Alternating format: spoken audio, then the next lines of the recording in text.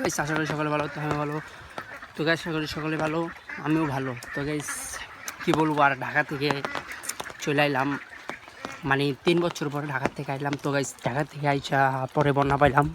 তো এই দেখেন কত পানি গেছে, মানে পুরো বাড়ি ঘর সব ডুবে গেছে। দেখেন কত পানি, পুরাই পানি, ঠিক আছে গাইস। আর এতটি পানি, ঠিক আছে, দেখেন কত পানি, মানে বাড়ি ঘর সব ডুবে গেছে। আপনারা একটু দোয়া করে দিবেন যেন আমাদের এই এলাকাটায় পানির তাড়াতাড়ি একটু কমে যেতে পারে। আর বিকাল পর্যন্ত পানি এই বাড়ির উপর উঠে উপকার, ঠিক আছে গাইস। এত পরিমাণ পানির বাড়তেছে, আর পুরা কোনো নির্মনায় বান ছেড়ে দিছে, তার কারণে এই পানিটি বাড়তেছে গাইস। অনেক পিছলা, যদি পড়া যায় তাহলে বুঝে নিত হাতে আইফোন একদম বাস। তো আমি ভাবতেছি ঢাকায়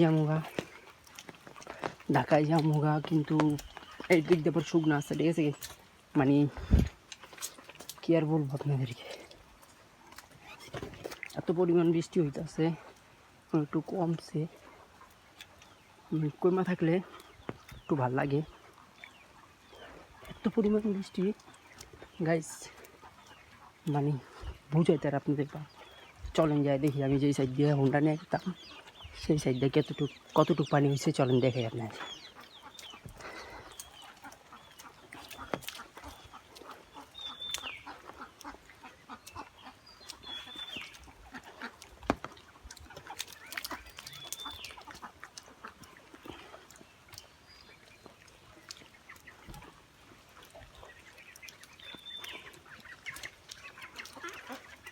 মাই গড গাইস, দেখেন আমি যেই জায়গাটা বাইক নিয়ে গেতাম সেই জায়গার পানির অবস্থা দেখেন, বাবা রে গাইস। প্যান উঠে লাগবে আরও, কারণ প্যান ভিজে যেতে পারে, ঠিক আছে।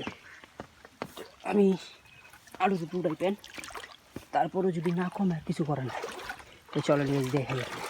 এই জায়গা দিয়ে আমি হোন্ডা, মানে আমার বাইক নিয়ে গেতাম, মানে দেশের ভিতরে অনেক আগে একটা বাইক কিনছিলাম, মানে ঢাকা থেকে আসা, মানে দেশে যখন আসি তখন একটু চালাই। আর আপনাদের তো বলতেই মনে নাই যে আমার দেশটা কোথায়। আমার দেশটা কুড়িগ্রাম। তো কুড়িগ্রামের অবস্থা তো আপনারা অবশ্যই অনেক মানুষ জানেন না। যারা না জানেন তারা এই ভিডিওটা পুরোটা দেখতে থাকেন।